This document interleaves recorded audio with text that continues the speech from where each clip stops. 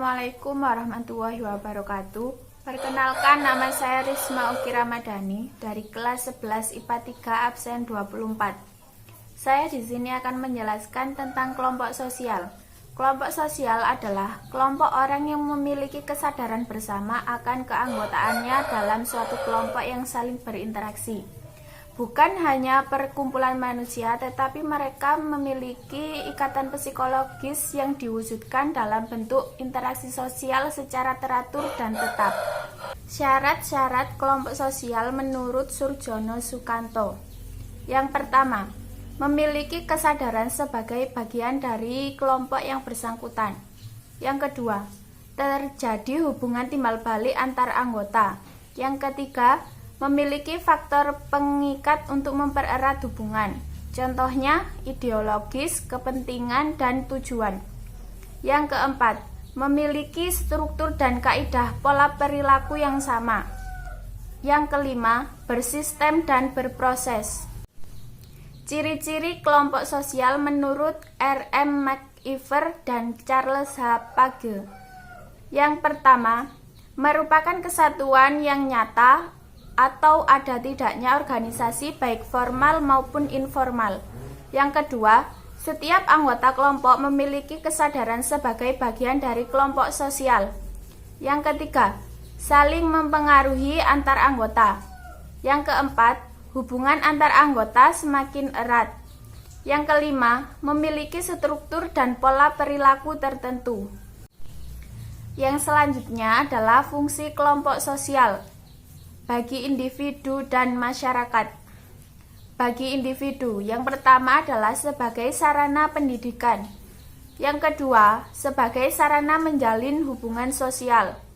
Yang terakhir, sebagai sarana pemecahan masalah atau problem solving. Yang kedua adalah bagi masyarakat. Yang pertama, sebagai pembentuk struktur sosial dalam masyarakat. Yang kedua, sebagai pembentuk nilai dan norma masyarakat. Yang terakhir, sebagai pengawasan sosial. Selanjutnya adalah proses pembentukan kelompok sosial.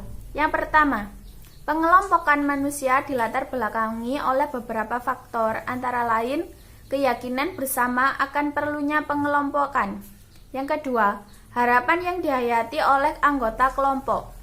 Yang ketiga, ideologi yang mengikat seluruh anggota. Yang keempat, setiap anggota memiliki kesadaran sebagai bagian dari kelompoknya. Yang kelima, terjadinya interaksi sosial antar anggota. Yang keenam, memiliki kesamaan tertentu yang kelompok lain tidak miliki. Tahap pembentukan kelompok sosial. Yang pertama, tahap pembentukan atau forming. Yang kedua, tahap menghadapi konflik atau storming. Yang ketiga, tahap pembentukan struktur atau norming. Yang keempat, tahap produktivitas atau performing. Yang kelima, tahap pembubaran atau adjourning. Macam-macam kelompok sosial. Yang pertama adalah kelompok sosial primer dan kelompok sosial sekunder. Kelompok sosial primer merupakan kelompok sosial yang paling sederhana di mana anggotanya saling mengenal serta ada kerjasama yang erat.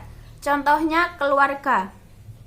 Yang kedua, kelompok sosial sekunder adalah kelompok yang terdiri dari banyak orang yang sifat hubungannya tidak berdasarkan pengenalan secara pribadi dan juga tidak langgeng. Contohnya hubungan kontrak jual beli. Selanjutnya adalah kelompok formal dan kelompok informal. Kelompok formal adalah kelompok yang mempunyai peraturan tegas dan sengaja diciptakan oleh anggota-anggotanya untuk mengatur hubungan antar sesama. Contohnya organisasi. Yang kedua adalah kelompok informal, yaitu kelompok yang tidak mempunyai struktur dan organisasi yang tertentu atau yang pasti. Contohnya teman sebaya.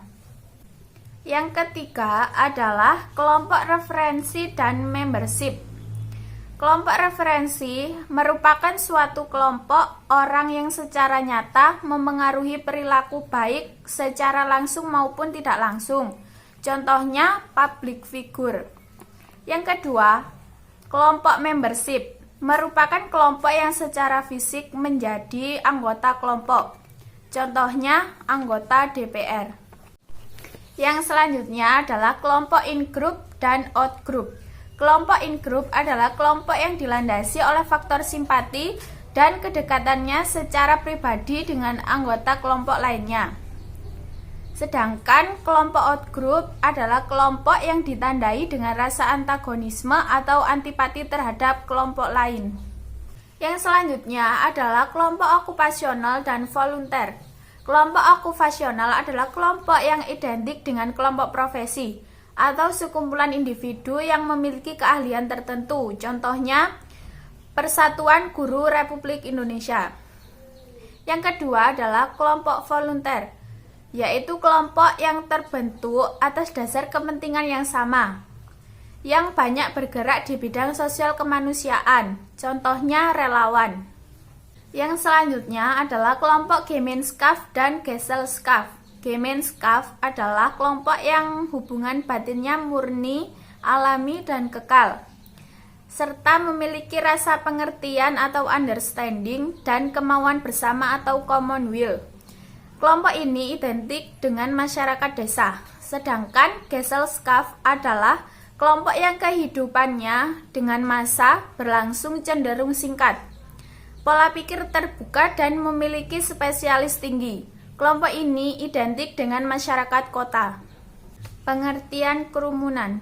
Kerumunan adalah sekumpulan orang yang bersama-sama ada di suatu tempat dengan sistem yang tidak teratur karena sering terjadi secara spontan dan bersifat sementara. Contohnya saat menonton bola. Pengertian publik. Publik adalah individu-individu yang menjalin interaksi melalui media atau alat komunikasi atau pesan berantai. Macam-macam kelompok sosial berdasarkan tujuannya. Yang pertama, kelompok percakapan sosial. Yang kedua, kelompok pendidikan. Yang ketiga, kelompok sosialisasi. Yang keempat, kelompok rekreasi. Yang kelima, kelompok pemecah masalah dan pembuat keputusan. Yang keenam, kelompok penyembuhan. Yang ketujuh, kelompok keterampilan. Yang kedelapan, kelompok mandiri. Dan yang terakhir adalah kelompok keagamaan.